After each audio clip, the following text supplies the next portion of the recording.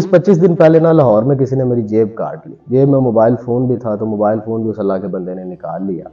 मैं metro station पे खड़ा हुआ था, जब मैंने जेब में हाथ मारा तो पता चला कि जेब कट गई और वो अल्लाह का बंदा मोबाइल फ़ोन भी निकाल के ले गया। बंदा फिर सोचता है कि कहाँ पे ये वाला वाक़या हुआ होगा, कब किसी ने मेरी जेब से मोबाइल निकाला होगा या जेब मेरी काटी होगी। थोड़ा सा मैं फोकस करता रहा, मुझे याद आने लगा कि कहाँ मैं खड़ा हुआ था, कुछ लोग मेरे पास आए, बातें करते रहे, मेरे इर्द गिर्द खड़े हो गए, कारण जैसा भी था।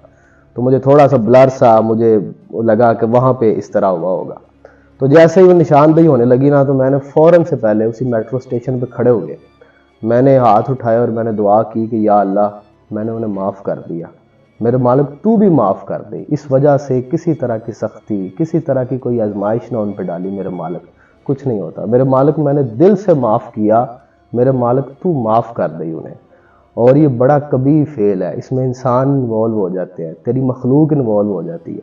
वो गलती, वो कोताही जो तेरे और बंदे के दरमियान है, मालिक तू बड़ा बेनियाज है, तू अल्लाह समद है, तू रहमान और रहीम और करीम है, तू माफ़ कर देता है।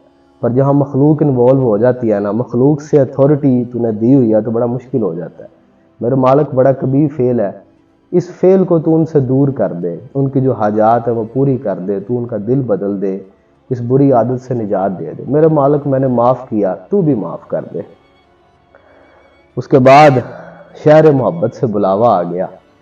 अर्जी डाली हुई थी बड़ी देर पहले कि ऐ मेरे आका गुलाम कदम बोसी का तलबगार है, मेहरबानी फरमाए। तो उधर से बुलावा आ गया कि ऐ मेरे गुलाम हाजिर हो जाओ यहाँ पे आके। कुछ वक्त फिर वहाँ पे गुजरा अल्हम्दुलिल्लाह, अपने आका की बारगाह अक़दस के अंदर। लेटर ऑन मैं थोड़े दिन पहले वापस आया।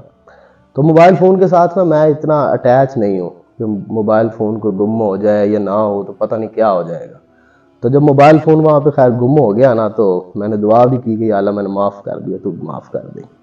तो फिर मैंने देखा कि दिल में कोई इज़्तिराब तो नहीं, बाखुदा अल्लाह का बड़ा एहसान है, कोई इज़्तिराब नहीं था, कोई मलाल नहीं था कि कोई नुकसान हो गया, अल्लाह का बड़ी मेहरबानी है, कोई इज़्तिराब नहीं था। उसकी एक वजह तो यह मोबाइल फ़ोन के साथ मैं इतना अटैच नहीं हूँ जैसे अमूमी तौर पे आज की जनरेशन अटैच है, कि मोबाइल दाएं से बाएं हो जाए, को 10 मिनट मिले ना कहीं पड़ा हो तो पता नहीं क्या होने लगता है कि झटके से लगने लग पड़ते हैं। मेरा मोबाइल के साथ ऐसा कोई ताल्लुक़ नहीं है, लेकिन बहरहाल डाटा तो उसमें लोगों का होता है, तो उस लिहाज से थोड़ा सा लोगों को लगता है कि बड़ा सेंसिटिव सा रिलेशन है मोबाइल फ़ोन के साथ। मेरा खैर वैसा नहीं है, कोई ऐसा नहीं था। तो मैंने मोबाइल फ़ोन को 2-4 दिन ख़रीदा ही ना या लिया ही ना मैंने मोबाइल फ़ोन। मैंने कहा चलो जान छुट्टी, गया तो गया सही। तो अपने एक दोस्त से मैंने पूछा, मैं कहा कोई है मोबाइल सैमसंग चलाने से, तो उसने मुझे ना बटनों वाला एक मोबाइल दे दिया, टूटा हुआ था। खैर मैंने उसके अंदर सैमसंग डाल ली। तो इस दौरान एक भाई था, वो मुझे फ़ोन करता रहा, वो मैं उसके पास अक्सर जाता होता हूँ। तो मैं वहाँ से गया उसके पास, तो मैं उसके पास बैठा हुआ था। तो मुझे कहता है क्या हुआ, मैं फ़ोन करता रहा हूँ, वो जिन दिनों में नंबर बंद रहा ना, तो आपने फ़ोन नहीं उठाया, फ़ोन बंद था, खैरियत थी। मैं यार को अल्लाह के बंदे आए थे, उन्हें ज़रूरत होगी। वो मेरी जेब से मोबाइल निकाला और कुछ ले कर चले गए। अब वो बड़ा जज्बाती है, बड़ा नमाज़ी परहेज़ी आदमी है, सीधा आदमी है। कहता आपने सर जी फिक्र नहीं करनी, आपने क़यामत वाले दिन अल्लाह पाक उनका गिरेबान पकड़ के आपके सामने खड़ा कर देगा ला के, वो उस नुकसान का अजाला करेंगे, उससे आपके गुनाह मिट जाएंगे, वो अपनी नेकियां आपको देंगे। वो जो एक कॉन्सेप्ट होता है, मैं कर नहीं हूँ भाई, ये सारा कुछ मैनू नहीं चाहिए, मेरी तरफ से माफ़ी है उन्हें। तो वो कहते हैं ऐसे ही माफ़ी नहीं सर, ऐसे नहीं, इन लोगों के साथ ये नहीं करना चाहिए, वो जो एक कॉन्सेप्ट होता है। मैंने उसे एक बात बताई। अब मैं ये भी बताऊंगा कि मैं क्यों बता रहा हूँ, ये बड़ा एक अल्लाह और बंदे के दरमियान एक सीक्रेट्स होते हैं। मैं उन सीक्रेट्स में से एक सीक्रेट है जो बताने लगा। मैंने उसे कहा कि ना मैंने अल्लाह से दुआ की हुई है,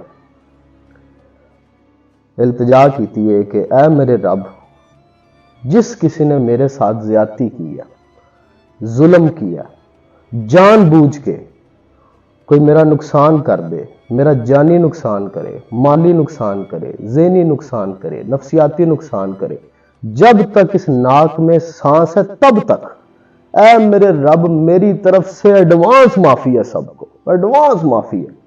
वो जो जानबूझ के नहीं करेंगे उन पे तो तेरी रहमतें होना, वो जो जानबूझ के मेरा नुकसान करें, मेरे साथ ज्यादती करें, मुझ पे जुल्म करें, वो मेरा नुकसान कर दें, ज़हनी, नफ्सियाती, जानी, माली, किसी तरह का वो जानबूझ के मेरे साथ करें, मेरे रब मेरी तरफ से एडवांस माफ़ी है, तू भी उन्हें माफ़ कर दे, मैं भी उन्हें एडवांस माफ़ी देता हूँ।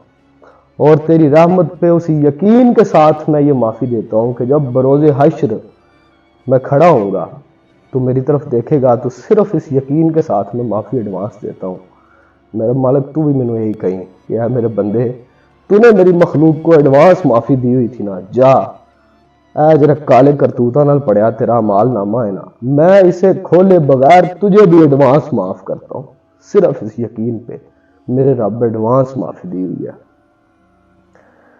میں نے اسے یہ بات بتائی تو 2 منٹ نا خاموش رہا، تو وہ بڑا چونک کے بولتا ہے نا، اس کی عادت ہے، کہتا میں نے سر جی آپ کو گواہ بنا کے کہہ رہا ہوں۔ پھر اس نے مجھے ایک بات سنائی کہ میں کسی بیرون ملک تھا تو ایک بندے نے مجھے 4-5 مہینے کی میری محنت مزدوری کی تنخواہ جو تھی وہ اس نے لی اور مجھے لارا لگایا کسی کام کرنے کا، اور میرے پیسے لے کے بھاگ گیا۔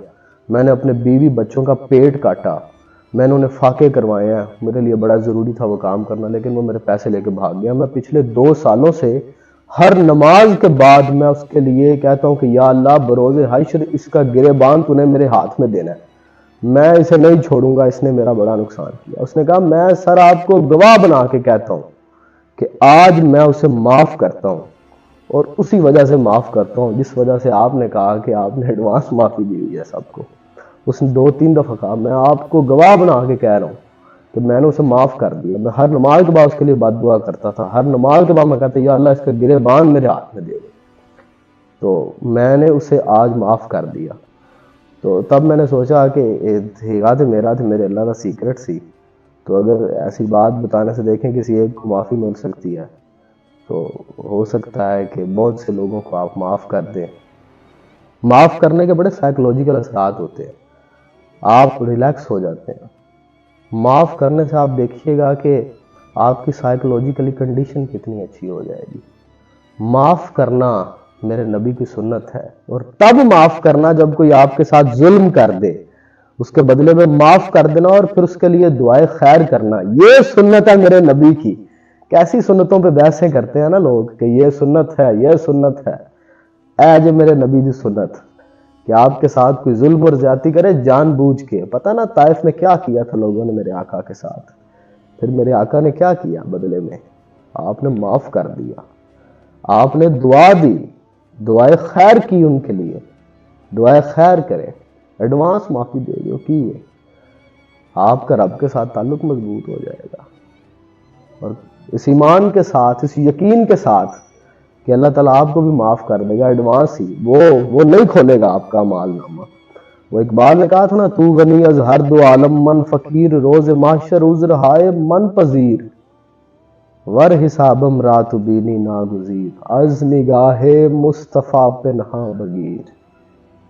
اس کو عملاً کرنے کا میں نے تو یہی طریقہ سوچا ہے کہ معاف کر دے ایڈوانس، یا اللہ ایڈوانس معافی ہے سب کو میری طرف سے، پھر دیکھیے گا اللہ تعالیٰ جو ہے وہ آپ پہ مہربانی کریں گے، کرم کریں گے، فضل کریں گے۔